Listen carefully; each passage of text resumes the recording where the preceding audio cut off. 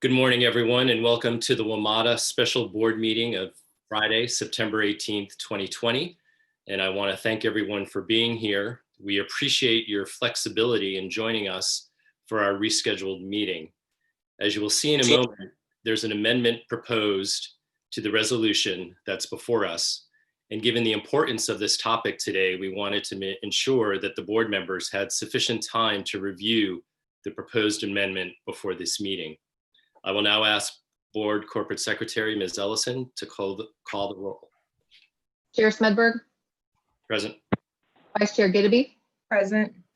Vice Chair Goldman. Present. Alternate Director Routh. Present. Director Letourneau. Present. Alternate Director Meridian. Present. Director Slater. Present. And Director McMillan. Here. Mr. Chairman, you have a quorum. Thank you, Ms. Ellison. If there are no objections, I'd like to consider the agenda approved as presented. Does anyone have any objections? Hearing none, the agenda is approved. We have one item before us today, approval of public hearing for FY21 budget amendments. I will now recognize Finance and Capital Committee Vice Chair Meridian for his report. Mr. Meridian. Thank you, Mr. Chairman. We have one item to discuss this morning, and the following item was referred to the board at the September 10th Finance and Capital Committee, and it regards bus fare collection reinstatement and authorization for public hearing on FY 2021 service changes. Staff sought board approval to reinstate fare collection on Metro Bus effective January 1st, 2021, deferral of certain capital projects, and authorization for a public hearing on FY 2021 service changes needed to balance the budget due to the effects of the COVID-19 pandemic on Metro's revenues and expenses. Mr. Chairman, I would like to move approval of the resolution before us with the following changes. Attachment A, line item number 1 is deleted in its entirety and replaced with the following. Blue, orange, green, yellow, and silver line weekday headways would increase to 12 minutes during peak periods, and weekday off-peak headways would remain at 12 minutes. Red line weekday headways changed to 6 minutes all day. Blue, orange, green, yellow, and silver line weekend headways would increase to every 15 minutes compared to 12 minutes on Saturdays and remain at 15 minutes on Sundays. Red line weekday headways would increase to 12 minutes from operating every 6 minutes on Saturdays and 7.5 minutes on Sundays. Attachment A, line item number 2 is deleted in its entirety and replaced with the following. On weekdays only, 50% of red line trips will operate between Grosvenor, Strathmore, and Silver Spring only, making headways 12 minutes between Grosvenor, Strathmore to Shady Grove and Silver Spring to Glenmont. Attachment B is amended by changing the name of the discontinued service category to discontinued service after midnight. Attachment B is amended by deleting the J4 College Park Bethesda Metro bus route from the frequencies will be reduced on all of the following lines category, and adding it to the following lines will be discontinued category under the name J4 College Park Bethesda Limited. Attachment B is amended by deleting the H11, H12, H13 Marlow Heights to Temple Hills Metro bus routes from the Saturday and Sunday span will be reduced in excess of system-wide 12 and cutoff on the following lines, and the frequencies will be reduced on the following lines categories, and adding those routes to a new category to be called span, and frequencies will be reduced on the following lines. Attachment B is amended by deleting the 3A Annandale Road to the 22A, 22C, and 22F Barcroft South Fairlington Metro bus routes from the frequencies will be reduced on the following lines category, and adding the routes to the new category to be called span, and frequencies will be reduced on the following lines.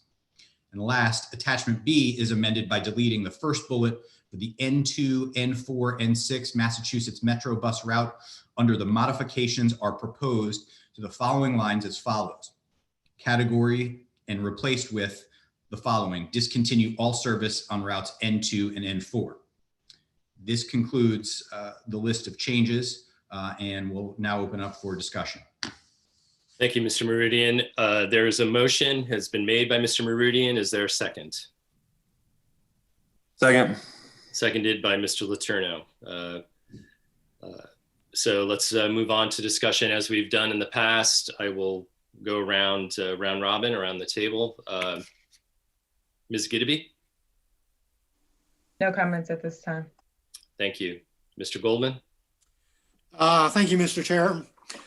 Let me first begin by saying that I can support this amended list of proposed budget reductions to be the docket for receipt of public comment on the fiscal year 21 budget reductions that are needed to end the budget shortfall. However, the proposed reinstatement of red line turnbacks is still of concern for me personally and for riders in Montgomery County.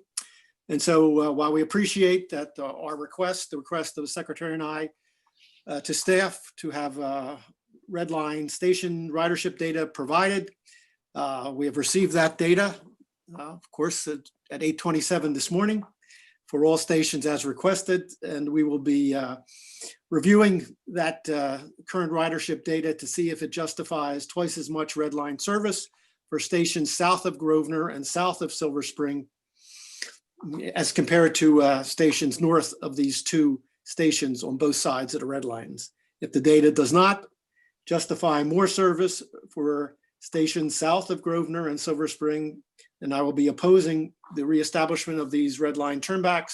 When the board has to vote to approve these proposed budget changes in November, I will at least be insisting that the turnbacks be limited to the peak morning and evening rush hours on weekdays. This will not be a difficult position to take for two reasons. First, the savings resulting from the turnbacks is minuscule, just 2.8 million maximum in an operating budget of $2 billion. That's less than 1% of the total operating budget. And second, we are asking the public to comment on 160 million of service cuts, budget reductions. And as a board, we only need to settle on 140 million in budget cuts to bring this budget into balance. So I would also believe that there will be considerable public opposition to the return of the red line turnbacks revealed in the public hearing process. I'm confident that opposition will play a critical role in the board's final decision in November on the turnbacks, and will be at minimum able to limit the turnbacks to peak weekday time periods only. Thank you for your time, Mr. Chairman, this morning. Thank you, Mr. Goldman. Alternate Director Rouse. Mr. Rouse? Mr. Chairman, yeah, if this gets us where we need to be the next quarter or so, I think that's the appropriate path to take. And as I've said before, I think moving forward, not knowing what the next several quarters will look like, if we're going to do an effective job of right sizing, we have to do it using data. And what I don't want to see is going down this path of making speculative comments about what will be effective for service. Let's let the data drive those decisions. One of the biggest issues that drive the effective level of service that a transit system can operate with is forward conditions. And let's let our operating personnel make those decisions based on the data with our input, but let's not try to put too many constraints on there. This time is not like any other time we've gone through a pandemic. The ridership is very different. Where people get on, the way they ride, especially with a system like this that's built more like a commuter rail on the outskirts and more of a transit subway system on the inner city. Let's use what we have to our advantage, right? We've got origin destination data. Let's use it. Let's be smart about how we make these changes going forward and make sure that we're using everything we can, all the tools that we have to make the decisions that we need to make. That's all I'm going to say going forward. Thank you, Mr. Rouse. Mr. Letourneau? Thank you, Mr. Chairman. I appreciate the work of staff to bring the board these options as a total package. As I said at our last meeting, it's sobering to consider the potential to have to lay off as many as 1,700 WMATA employees. That's painful for the board and painful for the employees. But from a ridership perspective, I think we've struck a pretty good balance with what we're forwarding for public comment. We're maintaining very reasonable levels of service on rail and on bus. We're able to maintain between 88 and 90% of our bus routes and able to have headways in the 10 to 12 minute range on weekdays and 15 minutes on weekends with these reductions. So I think that will still provide a great deal of transit for this region. I definitely agree with Mr. Rouse that our decisions should be based on data, and they should be based on an equitable approach to where reductions are occurring. There is no rider that's more important than any other on our system. And so when we look at these things, we have to make these based on data.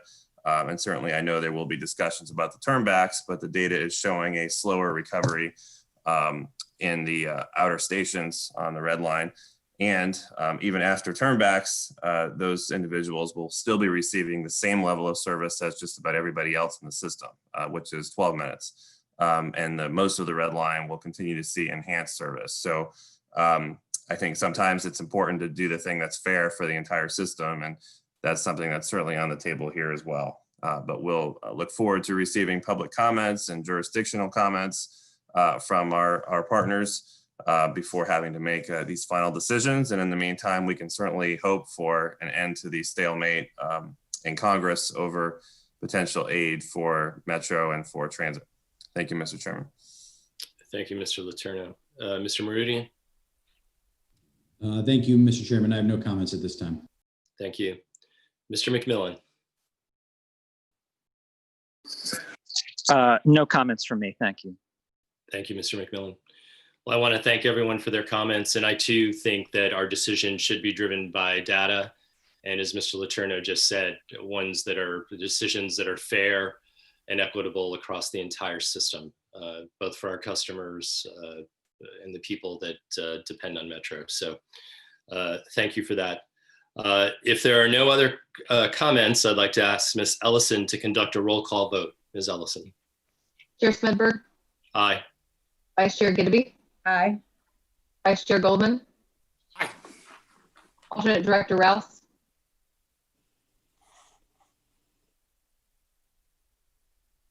Aye. Alternate Director Rouse, Director Letourneau, Aye. Alternate Director Meridian, Aye. Director Slater, Aye. and Director McMillan. Aye. Thank you, Mr. Chair. The motion passes. Thank you, Ms. Ellison.